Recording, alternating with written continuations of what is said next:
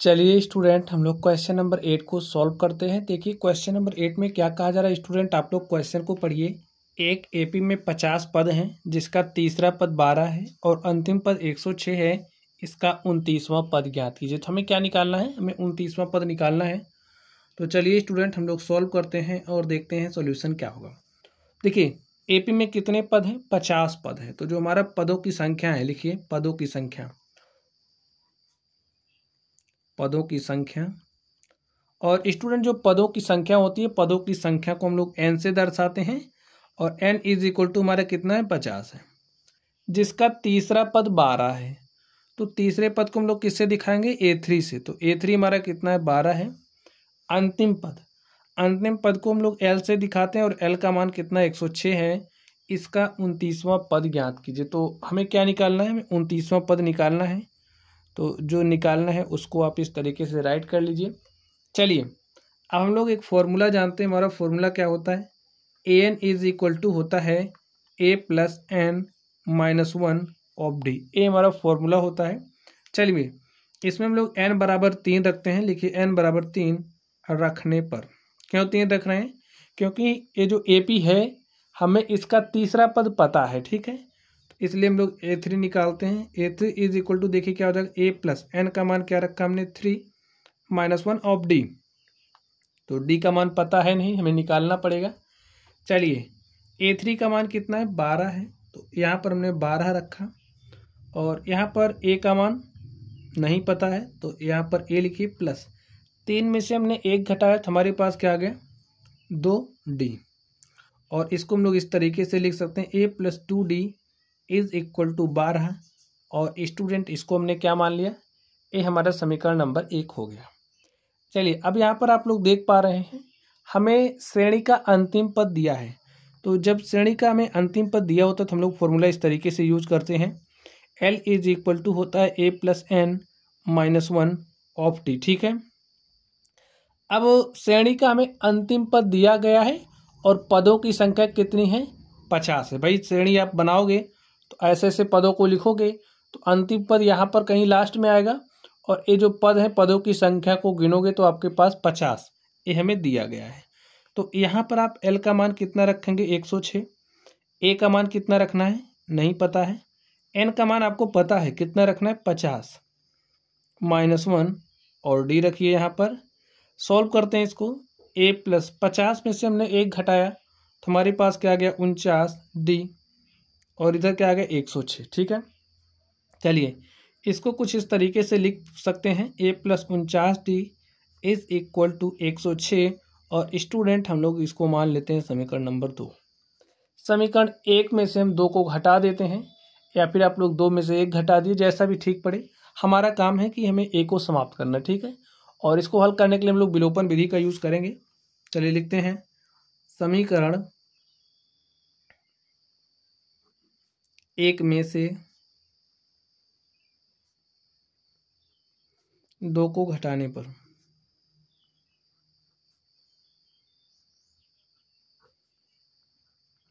तो एक ए है,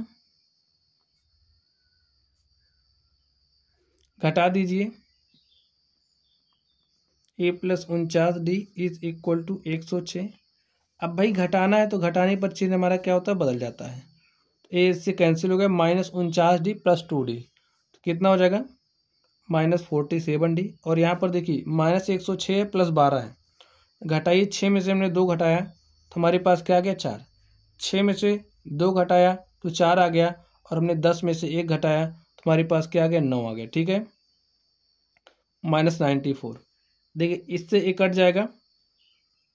47D इज इक्वल टू 94। और देखिए D का मान क्या हो जाएगा? 94 बटे में 47।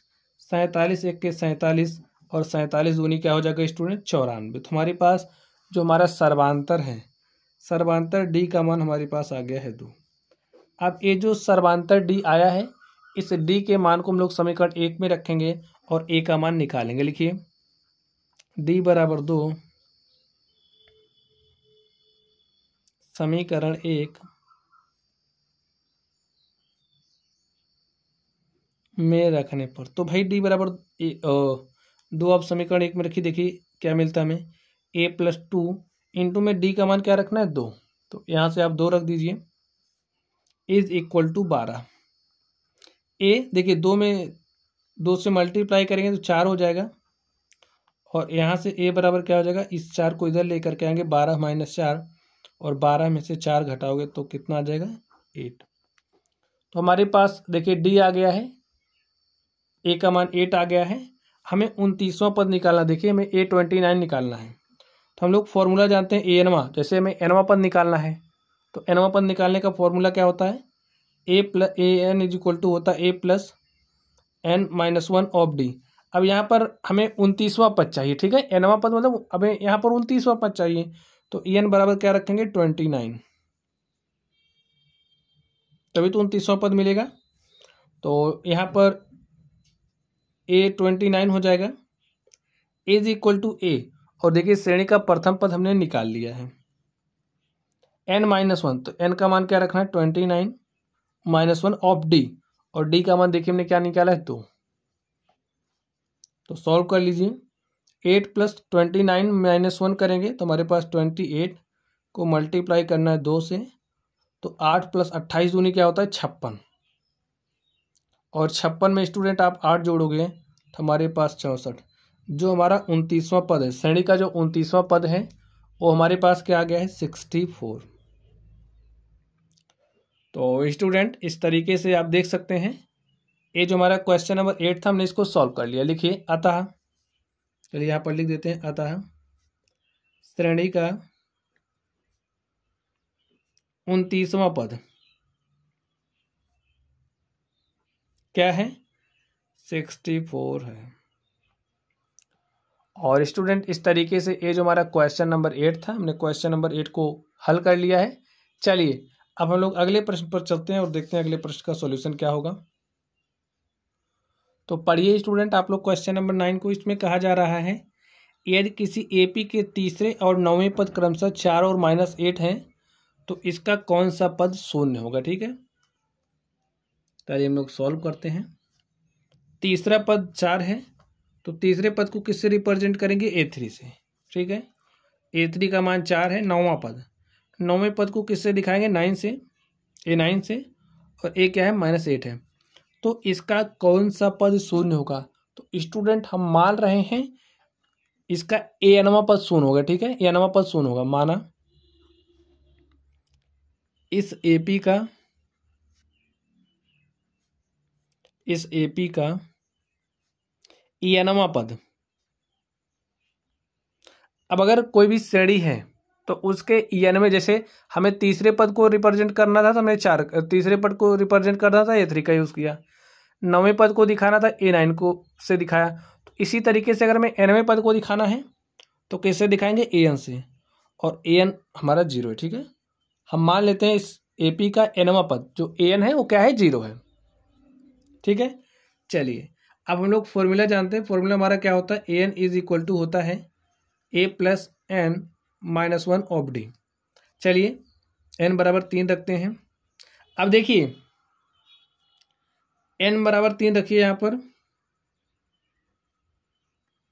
तो n बराबर 3 रखेंगे तो a3 is equal to a plus n का मान हमने 3 रखा है -1 ऑफ d। तो a3 का मान हमें दिया गया है, कितना दिया है 4, तो a+3 में से हमने 1 घटाया तो हमारे पास 2 आ गया, तो यहाँ से 2d, और इसको हम लिख सकते हैं a+2d इज इक्वल टू 4। ये हमारा समीकरण नंबर 1 हो गया। चलिए अब इसी में हम लोग n बराबर 9 रख लेते हैं। लिखिए n बराबर 9 रखने पर, क्यों रख रहे हैं 9, क्योंकि हमें श्रेणी का 9वां पद दिया गया है।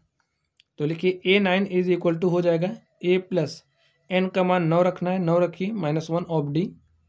a9 कितना दिया -8, तो यहाँ पर आप -8 रखिए। a+9 में से हमने 1 घटा दिया तो हमारे पास 8 आ गया d, a+8d इधर -8, और इसको लिख सकते हैं a+8d इज इक्वल टू -8। और स्टूडेंट आप इसको मान लीजिए समीकरण नंबर 2। ठीक है, चलिए अब इस समीकरण 1 और 2 को हल करेंगे, a तथा d का मान निकालेंगे, और उसके बाद हम लोग कौन सा पद शून्य होगा इसको निकाल पाएंगे। तो चलिए समीकरण 1 में से 2 को घटा देते हैं। लिखिए बिना ए और डी के मान के हम लोग नहीं हल कर सकते हैं।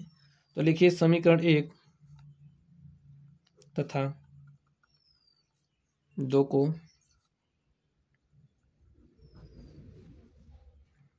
घटाने पर, तो 1 में से 2 घटाइए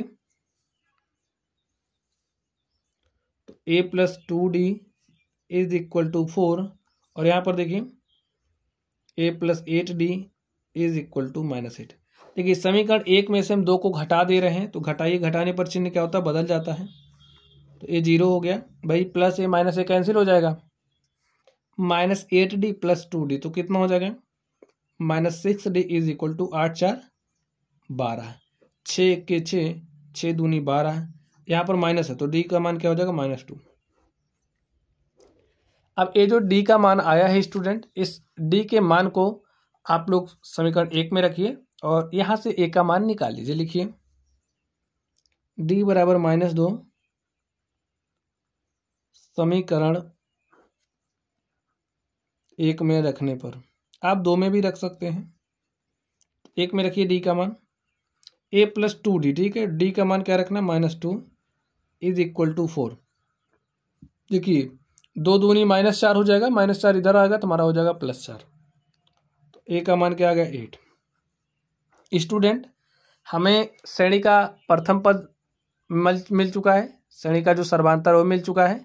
चलिए अब हम लोग nवां पद निकालते हैं। nवां पद निकालने का फॉर्मूला क्या होता है, an इज इक्वल टू होता है a plus n minus 1 of D.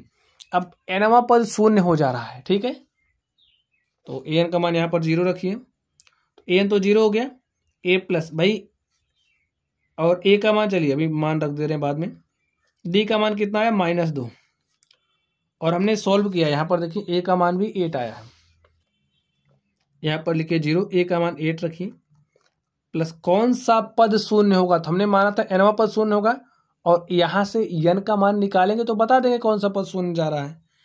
तो n-1 और यहाँ पर -2, इस 8 को इधर भेजिए तो +8 इधर आएगा, -8 इज इक्वल टू हो जाएगा n-1। अब देखिए -8 इधर, -2 इधर मल्टीप्लाई के साथ इधर आएगा, डिवाइड के साथ हो जाएगा, तो यहाँ पर -2 से कैंसिल हो गया, 2 1 2, 2 4 8, तो n-1 इज इक्वल टू 4 और n इज इक्वल टू 4 + 1, और यहाँ से 5 आ गया n का मान, ठीक है। लिखिए अतः जो श्रेणी है अतः एपी का कौन सा पद शून्य होगा, पांचवा पद शून्य होगा। एपी का 5वां पद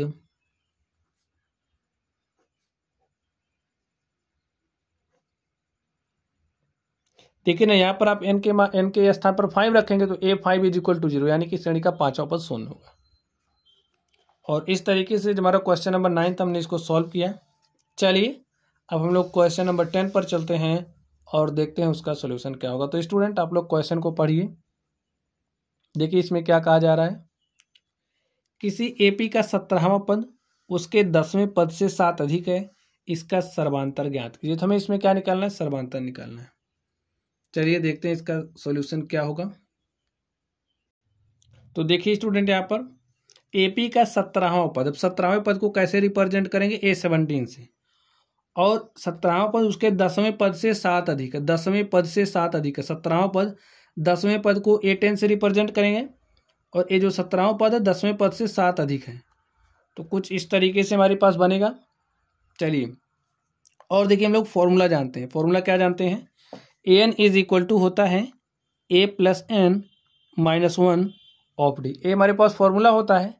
अब हमें समझिए 17वां पद निकालना है, ठीक है, A17 का मान निकालना है, तो यहाँ पर आप n बराबर 17 रखिए, देखिए क्या हो जाएगा, A17 is equal to a plus n का मान 17 रखिए minus 1 of d, a plus 17 में से 1 घटाया हमने 16 आ गया d, तो जो हमारा 17वां पद है, 17वें पद का जो मान है हमारे पास क्या आ गया, A17 is equal to a plus 16d, इसको हम समीकरण 1 नंबर मान लेते हैं, ठीक है। चलिए अब n बराबर हम लोग क्या रखते हैं 10, 10वां पद भी निकाल लेते हैं, तो n बराबर 10 रखिए आप। तो हमारे पास A10 देखिए क्या आता है, A plus 10 minus 1 of D. ठीक है, तो A प्लस 10 में से हमने 1 घटाया तो हमारे पास क्या आ गया, 9D। ठीक है, अब यहाँ से हमारे पास A10 का मान आ गया। अब ये जो A17 का मान आया है, A10 का मान आया है, इसे हम लोग समीकरण 1 में रखेंगे। ठीक है, लिखिए A17 तथा A10 का मान समीकरण 1 में रखने पर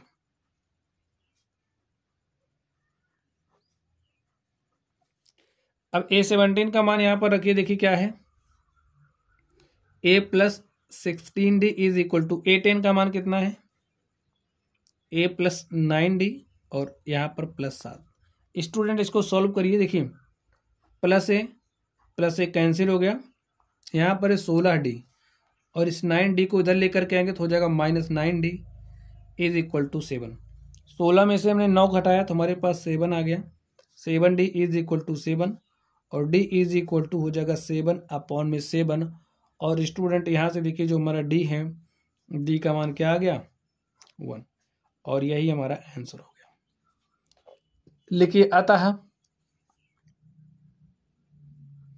दी गई श्रेणी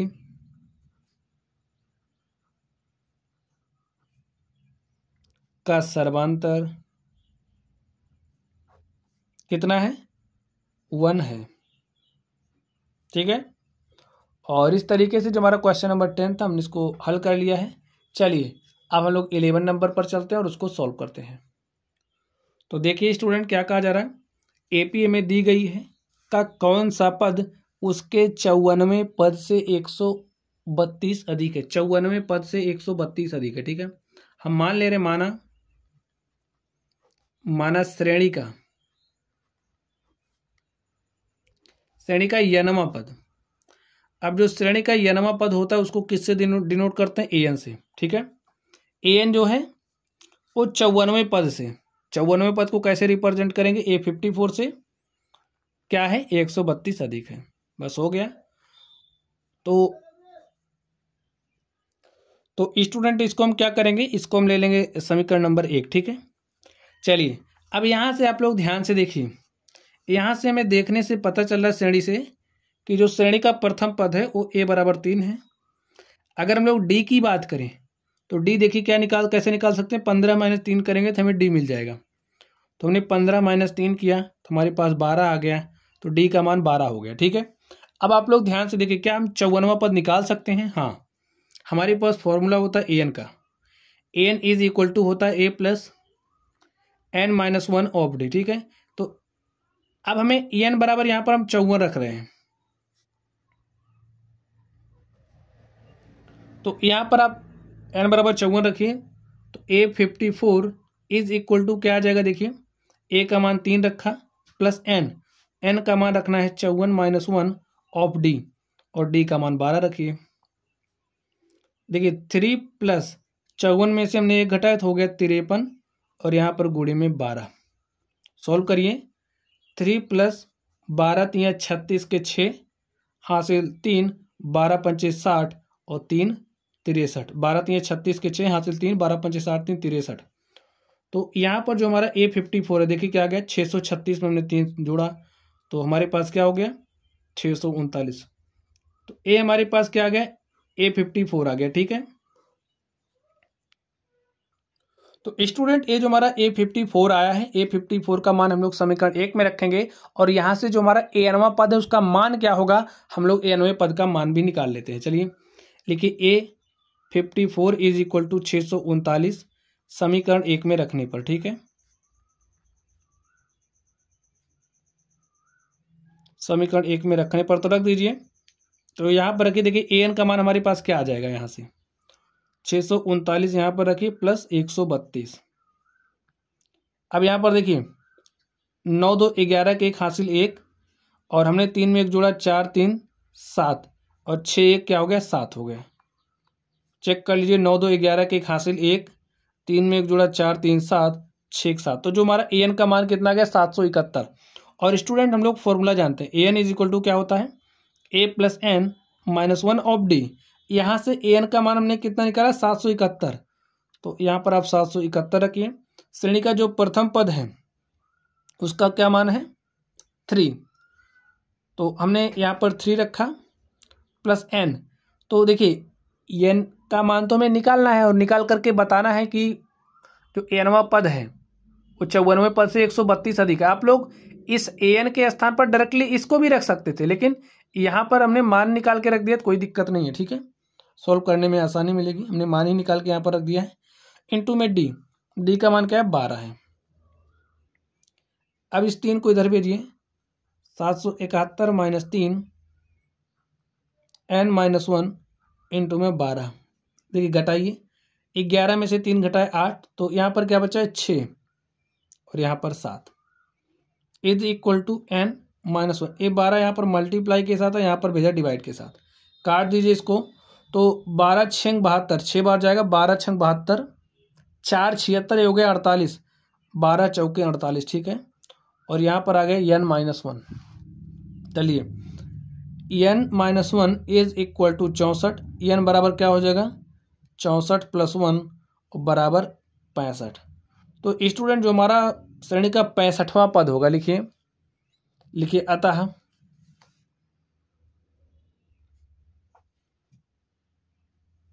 श्रेणी का 65वां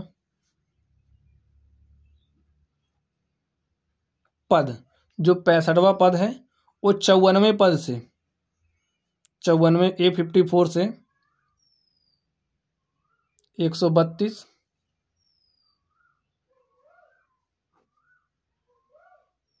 अधिक होगा। तो स्टूडेंट इस तरीके से ये जो हमारा क्वेश्चन नंबर 11 था हमने इसको सॉल्व किया।